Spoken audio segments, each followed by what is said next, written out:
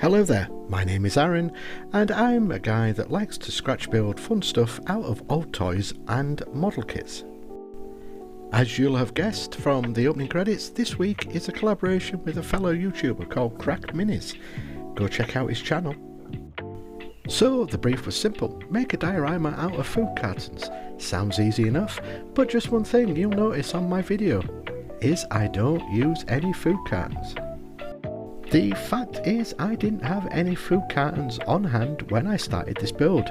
No matter, my genius cunning mind thought of something totally different, and that is what scratch building is all about: overcoming obstacles. So let's start scratching that build.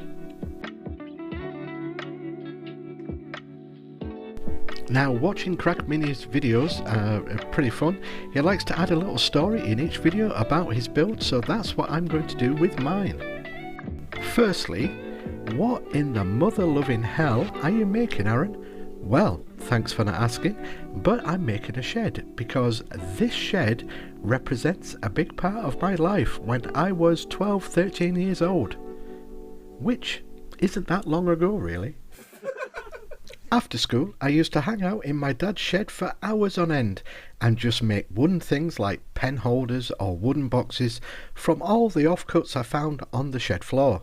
So you could say the scratch building bug got me at an early age, because it wasn't that long ago. So for my diorama, I'm building an almost accurate smaller version of my dad's shed, because you should all know by now I don't do measurements.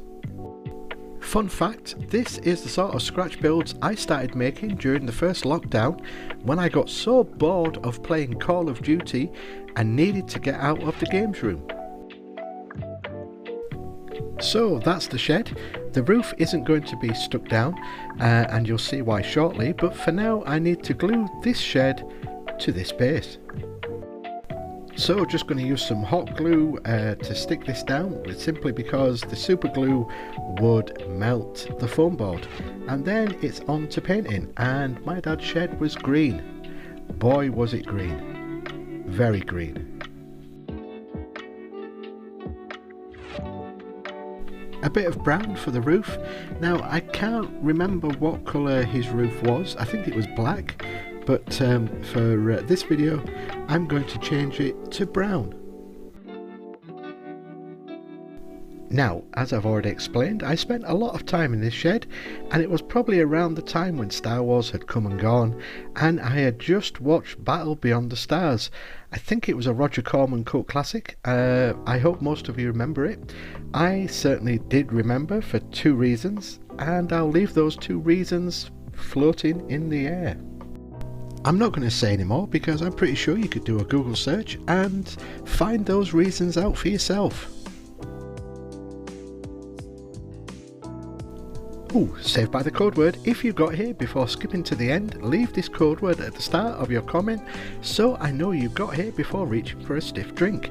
And don't forget to like and subscribe to the channel. And the code word is Rocketman. So, where was I? Oh yeah. Over the next couple of months, I was able to amass a huge amount of cardboard and junk to start building my spaceship. So that's what I did.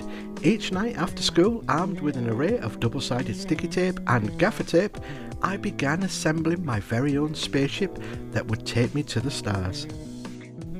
And if you're still following this, then you'll see I'm making my spaceship out of toy container and beads. Days turned into weeks.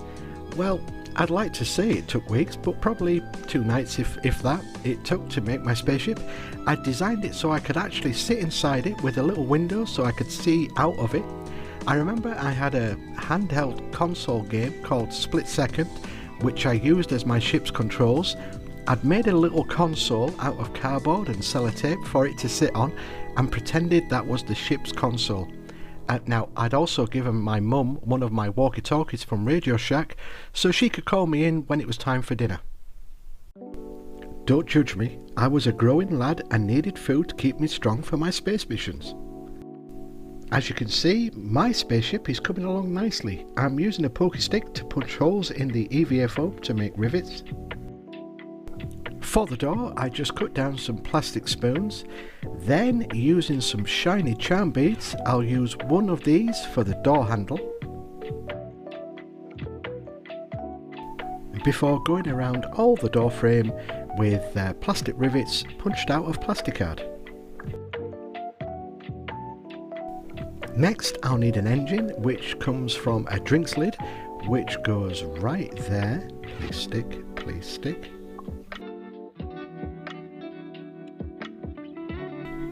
To attach my landing legs to the spaceship, I'm going to use beads, BBQ sticks and hot glue, and not in that order. And there is my spaceship. My legs on the cardboard spaceship I built was made from a broken wooden chair I'd gaffer taped to the sides.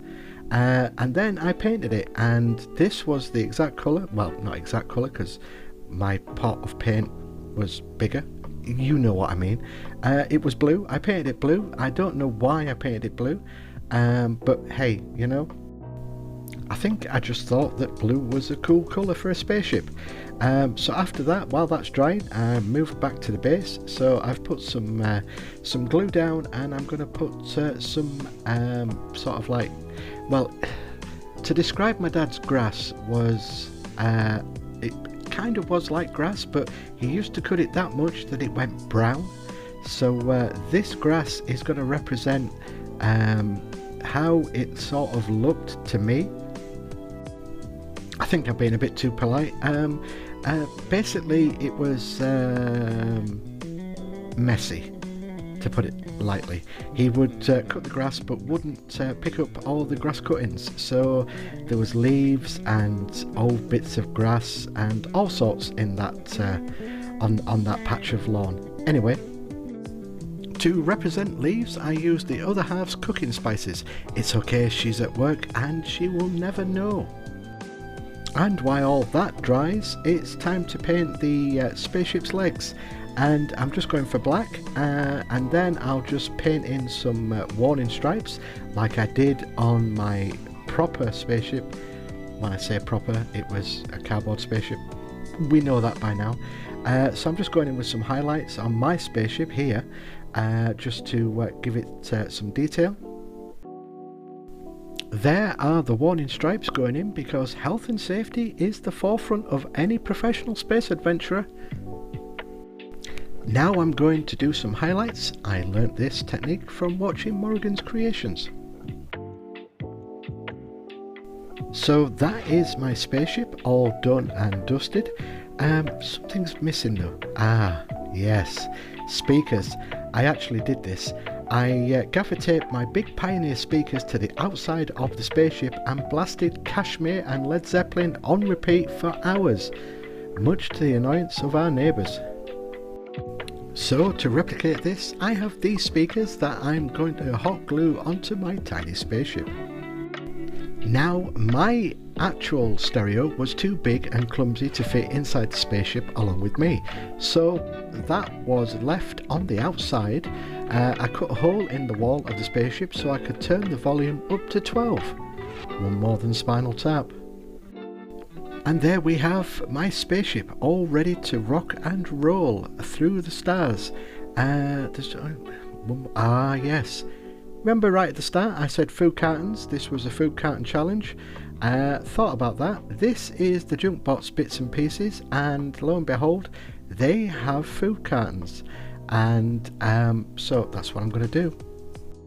You see, my spaceship in my dad's shed kept breaking, so I ended up using egg cartons, pizza boxes to patch the holes up with. So by sticking these onto my spaceship, I have completed my food carton challenge. I am that genius. Glamour shots are next. Keep scratching that build, everybody. Thanks for watching.